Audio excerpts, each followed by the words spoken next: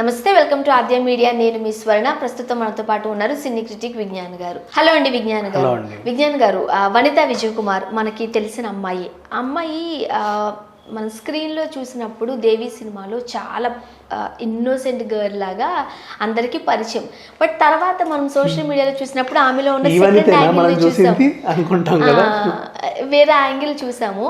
And మొన్న పెళ్లి విషయంలో కూడా చాలా పెద్ద రచ్చ అయింది. ఆమె డ్రెస్సింగ్ విషయంలో కూడా, అదే క్రిస్టియన్ మ్యారేజ్ పెళ్లి ఫ్రాక్ లో కూడా కాస్త ఆడ్ గా కనిపించింది. లిప్ కేసు కూడా వేసింది. మీరు అన్నట్టు మూతి రుద్దుకున్నారని అది మీ డైలాగ్ అది. అయితే ఇప్పుడు ఆ హస్బెండ్ కూడా ఆమె విడిచిపెట్టేసింది అంటూ వార్తలు వస్తున్నాయి. ఆయన చనిపోయాడు పాపం, పాల్ చనిపోయాడు నిన్న గుండెపోటు వచ్చి చనిపోయాడు అబ్బాయి. అంటే ఆల్రెడీ విడిచేసిందిలే, గుండెపోటు వచ్చి చనిపోయాడు. మనకి ఎందుకు ఇప్పుడు హాట్ టాపిక్ వచ్చిందంటే వీళ్ళ రిలేషన్ గురించి చాలామంది రకరకాలుగా మాట్లాడుకుంటున్నారు. అదొకటి వింత. యాక్చువల్గా ఏమైందంటే, సరే వనిత గురించి మాట్లాడుకుంటే యాక్చువల్గా నువ్వు అన్నట్టు దేవి, నాకు మళ్ళీ అవన్నీ గుర్తొచ్చాయి. దేవిలో చూసిన తర్వాత, మొన్న ఆలీతో సరదాగా ఇంటర్వ్యూ చూసిన తర్వాత, బిగ్ బాస్లో చూసిన తర్వాత, ఈ వనితేనా ఇలా తయారైంది ఏంటి, అసలు ఏమైంది ఈ పిల్లకి అనిపించింది. అండ్ నెక్స్ట్ నేను ఒకటి మంచి చెప్తా, ఈ అమ్మాయి కొన్ని అసెట్ అవకాశాలు రావట్లే. కానీ ఇప్పుడు వరలక్ష్మి శరత్ కుమార్కి ఇచ్చే క్యారెక్టర్స్ కనుక అట్లా అందులో ఒకటో రెండో ఈ పిల్లకి ఇస్తే వరలక్ష్మిని మించిపోతుంది. ఈడ్చిదంతా అది విలన్ని కట్అవుట్ చూసావు కదా. అంటే యాక్చువల్గా అది ఆమె మేనరిజం చూసిన తర్వాతే అనిపించింది ఇలాంటి క్యారెక్టర్స్ బాగా పండించగలరు. వరలక్ష్మి వ్యక్తిగతంగా కూలు ఆ పిల్లకి, కానీ ఆ పిల్లకి ఇవన్నీ రోల్స్ ఇస్తున్నా ఈమె రఫ్ ఈడ్చి కొట్టిందంటే గోడకేసి రావాలి వాడు, అంతే. అట్లా ఉంటుంది. నాకు అంటే ఒక మంచి సాటిస్ఫాక్షన్ ఏంటంటే, తెలుగులో ఆ టైప్ అగ్రెసివ్ ఉండే వాళ్ళు చాలా తక్కువ, ఇప్పుడు లేరు కదా. అండ్ ఈ అమ్మాయి నిజంగా యూజ్ చేసుకుంటే చాలామంది, అంటే లేదు ఇంకోటి ఉంది, ఇబ్బంది పెడుతుంది అని చెప్పేసి ఒక విమర్శ ఉంది. కానీ అది ఆమె కూడా కొంచెం మార్చుకుంటే ఆ ఇబ్బంది ఏం లేకుండా నిజంగా మంచి రోల్స్ పడతాయి తెలుసా, ఎక్సలెంట్ రోల్స్ పడతాయి. అండ్ సరే ఏదేమైనప్పటికీ అసలు విషయానికి వస్తే, ఈమె విజయ్ కుమార్ గారికి కూడా మంజుల గారి రెండవ భార్యే, వాళ్ళ పిల్లలు. నాకు వీళ్ళ ముగ్గుట్లో వీళ్ళిద్దరు చాలా ఇష్టం. ఈమె కూడా ఇష్టం, యాక్టింగ్ పరంగా ఇష్టం. పర్సనల్ లైఫ్ మనం దగ్గర నుంచి చూడలేదు. కానీ మొన్న ఇంటర్వ్యూ చూసిన తర్వాత నాకు జాలేసింది, అయ్యో పాపం ఇవేంటి ఇలా అయిపోయింది అని. కొంచెం బోల్డ్గా ఉంటుంది అమ్మాయి, అంతే తప్ప తప్పేం లేదు. ఆమె తప్పేం లేదు, నిజంగా నాకు అనిపించింది, నాకు నచ్చింది ఆమె యాటిట్యూడ్.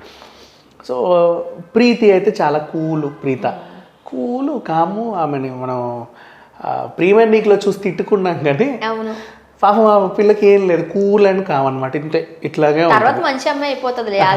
నెక్స్ట్ ఇక తర్వాత ఈశ్వర, ఇంకో అమ్మాయి శ్రీదేవి, ఈశ్వర్. ఆ అమ్మాయి కూడా మొన్న కామెడీ షోలలో చూసేసరికి అయ్యో ఏంటి ఇంకా చిన్నపిల్లలానే ఉంది అనిపిస్తుంది. నవ్వు కానీ సేమ్ ఇంకా మంచుల గారే.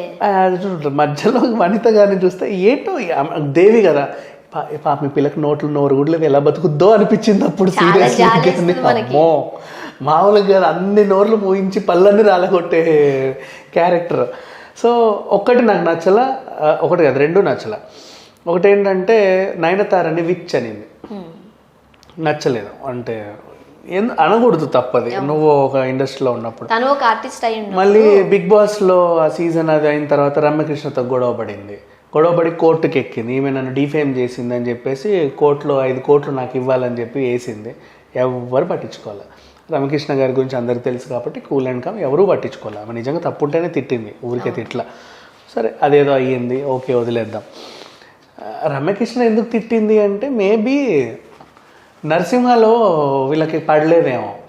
ఎందుకంటే నరసింహలో వీళ్ళ అక్క చేసింది ప్రీతి. అప్పట్లో ప్రీతితో నేను షూట్స్కి వెళ్ళి వచ్చేవాడిదాన్ని అని చెప్పేది ఈమె. అవునా, నాకు ఆలీతో సరదాగా ఇంటర్వ్యూలో చెప్పింది. మేబీ ఇదేనేమో రీజన్, నేను అనుకుంటున్నాను, నిజం నాకు తెలియదు. అప్పట్లో ప్రీతతో నేను షూట్కి వెళ్ళి వచ్చేవాడిని, దాన్ని సరదాగా తిరిగేవాడిని. కానీ అప్పుడు ఏంటి అయితే, నరసింహ షూట్లో రమ్యకృష్ణే మెయిన్, ప్రీతి ఆమె హీరోయిన్ అయినప్పటికి కూడా ఇంతే. ఏమన్నా తెలుసో తెలుక వాగి ఉంటుంది, రమ్య అని ఉంటుంది, ఏదో జరిగే ఉంటుంది. తర్వాత సర్లే ఈమెతో మనకి ఎందుకని మాట్లాడడం. తర్వాత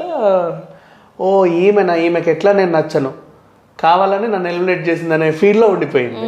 అంటే చూసింది కదా ఇంతకుముందు ఆమెని, ఎప్పుడు 20 ఏళ్ళ నుంచి చూసింది. సో సరే, ఏదేమైనప్పటికీ ఓవరాల్గా ఈ 2 విమర్శలు నాకు నచ్చలా.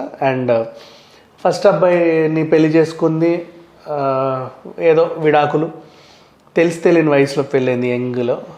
కొడుకు కూడా పెద్దోడు, ఇంత ఉంటాడు. కోర్టుకి వెళ్తే విడాకుల కోసం 2 పిల్లలు, నీకు కావాలా నాకు, లేదు నాకు కావాలని కొట్లాడుకుంటే కొన్ని రోజులు ఇక్కడ కొన్ని రోజులు అక్కడ అన్నాడు. పిల్లోడు పెరిగి no, I will stay with my daddy only, not want mummy అన్నాడు. ఐ డోంట్ వాంట్ మమ్మీ అంటే సరేలే నీ చావేదో నువ్వు చావంటే ఆ పిల్లోడిని అట్టే వదిలేశారు. నెక్స్ట్ మళ్ళీ ఇంకో పెళ్లి చేసుకుంది, ఒక కూతుర్ని కనింది. మళ్ళీ రచ్చకెక్కింది, కూతురు నీకు కావాలా, నాకు వాళ్ళిద్దరు సరే కొన్ని రోజులు ఇక్కడ కొన్ని రోజులు అక్కడ, అది అయిపోయింది. నెక్స్ట్ తర్వాత రాబర్ట్ అనే ఒక ఆయన మన కొరియోగ్రాఫర్తో కొన్నాళ్ళు గడిపింది, చాన్నాళ్ళే గడిపింది. 2017 సమ్ అరౌండ్ ఆ అబ్బాయి కూడా విడాకులు అంటే బ్రేకప్. నెక్స్ట్ అంటే రిలేషన్షిప్లో 4th, పెళ్ళిళ్ళలో 3rd అనుకోవచ్చు. ఈయనను పెళ్లి చేసుకుంది, పీటర్ పాల్. ఈయన ఆల్రెడీ స్మోకరు, డ్రింకరు, తెలిసే కదా పెళ్లి చేసుకున్నావు, పెద్ద విషయం ఏం లేదు. గోవా తీసుకెళ్ళింది హనీమూన్ అని. ఆల్రెడీ తాగుబోతు, పిచ్చ తాగుబోతు, నువ్వు గోవా తీసుకెళ్ళి వదిలేస్తే ఏం చేస్తాడు? తాగుతానే ఉంటాడు, అంతే కదా. అసలు ఆ ఏరియానే తాగడం కదా. నువ్వు వెళ్ళిన పర్పస్ వేరు, అక్కడ జరిగింది వేరు. సరే నేను అర్థం చేసుకుంటా, వాడు తాగి పడుకున్నాడు అని చెప్పేసి వాడిని వదిలేసి వచ్చేసింది. నేను హనీమూన్కి వస్తే ఈయన కొడుకు తాగి పడుకున్నాడని. అసలు విషయం ఏంటి, నువ్వు ఎందుకు గోవా తీసుకెళ్ళావు? మందు దొరకని చోటుకి ఇంకెక్కడికి తీసుకు. ఇప్పుడు కొడైకెనాల్లో అండ్ ఇంకా మున్నార్లో అసలు మందు దొరకదు తెలుసా, దొరకవు. అక్కడ 1-2 షాపులు ఉంటాయి, అవి కూడా పెద్ద బార్ లైన్లో. అండ్ మున్నార్కి అయితే వెళ్ళే దారిలో మేము పల్లివాసల్లోనే ఎక్కడో తీసుకోవాలి. అక్కడికి 3 గంటలు 2 గంటలు తేడా కొండకి కిందికి, అక్కడే కొనాలి. కొన్న తర్వాత పైకి వెళ్ళాలి. నీకు ఏం కావాలని ఒకేసారి కొనుక్కొని పైకి వెళ్ళాలి. మళ్ళీ నీకు ఎక్కువ తాగాలనిపిస్తుండదు. కొన్ని ఏరియాలు అట్లా ఉన్నాయి రిస్ట్రిక్షన్, ఎందుకంటే అక్కడికి వెళ్ళే వాళ్ళు ఎక్కువ హనీమూన్కే వెళ్తారు, సీనరీస్ ఎంజాయ్ చేయడానికి. వాళ్ళని డిస్టర్బ్ చేయడానికి వీళ్ళకి కూడా ఉండదు కాబట్టి వాళ్ళ ఉద్దేశం ప్రకారంగా వాళ్ళు అలాగే ప్లాన్ చేసి పెడతారు. అంటే మళ్ళీ హనీమూన్ కపుల్స్ రావాలి కదా. గోవా ఇంటెన్షన్ వేరు, అక్కడ అడుగున మందు దొరుకుతుంది. ఎందుకంటే అక్కడికి కూర్చోరే అందుకు, తాగి ఎంజాయ్ చేసే వాళ్ళే వస్తారు, అంతే, అంత మించిగా వేరేదేం లేదు. సో అక్కడికి వెళ్ళి నువ్వు హనీమూన్ ఎక్స్పెక్ట్ చేయడం నీ తప్పు ఫస్ట్ ఆఫ్ ఆల్, యాక్చువల్గా చెప్పాలంటే. అండ్ పైగా పోనీ మందు అలవాటు లేకుండా జస్ట్ బ్రీజర్లు తాగే వాళ్ళని తీసుకెళ్తే అని అనుకోవచ్చు. అక్కడికి వెళ్ళి అలవాటు లేకుండా ఇంట్లో అలవాటు చేసుకొని వస్తాడు, కొంచెం ఏదో నీ తృప్తి నీది. ఫుల్ ఇక్కడే పీపాలు తాగే పిచ్చ తాగుబోతువాడు తీసుకెళ్ళి గోవాలో వదిలేసావు. నీకు అందుతాడా? నీ మాట అన్న వింటాడా? నీదే తప్పు అక్కడ. నాకు అది నచ్చలే ఆ విషయం. సరే అయ్యింది, ఏదో అయ్యింది. వచ్చిన తర్వాత విడాకులు ఇచ్చేసావు. ఇక ఇప్పుడు ఏమైంది, ఆయనకి పాపం అట్లాగే తాగి చనిపోయాడు, గుండెపోటు వచ్చి చనిపోయాడు. బేసిక్గా ఏంటో కొంతమంది. అండ్ నిజంగా ఈయన ఇలా పోవడం నాకు ఒక విధంగా మంచిగానే అనిపించింది. ఎందుకు చెప్పనా, ఇప్పుడంటే గుండెపోటుతో పోయాడని చెప్పి అయ్యో పాపం అనుకున్నాం కదా. ఈయన కనుక ఇప్పుడు చనిపోకపోతే ఒకనొక సిచ్యువేషన్లో బాగా అలవాటు పడ్డ వాళ్ళ మందుకి, ఇప్పుడంటే డబ్బులునే తాగుతున్నారు, తర్వాత డబ్బులు అయిపోతాయి, తాగుడు కావాలి, అప్పులు చేస్తారు. మందు దొరక్క డబ్బులు లేక ఆత్మహత్యలు చేసుకున్న వాళ్ళని చూసాం మనం. ఆ చావు ఎంత నీచంగా ఉంటుంది కదా. చాలా ఏంటి ఇలా చనిపోయాడు అనుకుంటాం.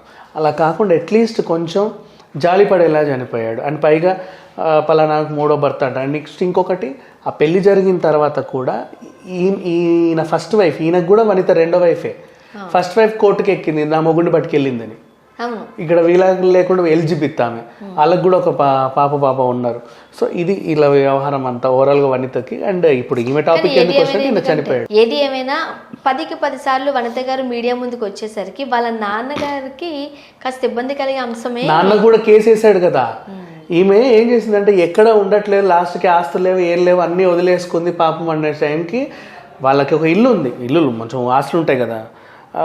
చెన్నైలో ఒక ఇల్లు ఫ్లాట్ తీసేస్తే మనది ఆ రెంట్కి ఇచ్చుకునేవాళ్ళు. కాలనీ నాన్న నేను ఉంటాను అంటే సరే అమ్మ నా కూతురే కదా అని చెప్పి ఉండమన్నాడు. ఉంటే కొన్నాళ్ళయ్యాక ఆ ఇల్లు నాదనేసింది. ఆయన ఖాళీ చేయమని నోటీసులు పంపించాడు. ఖాళీ చేయను, నా ఇల్లు నా డాడీది నాది అనేసరికి కోర్టుకి ఎక్కాడు. ఇల్లు ఖాళీ చేయమని కోర్టు కూడా చెప్పింది. ఆయనకి 3 ఉన్నారమ్మా. ఆయన పంచు దాంట్లో ఆయనకు క్యాలిక్యులేషన్ ఉంటుంది, అన్నీ నాకు కావాలంటే ఎలా. Thank you so much. Thank you.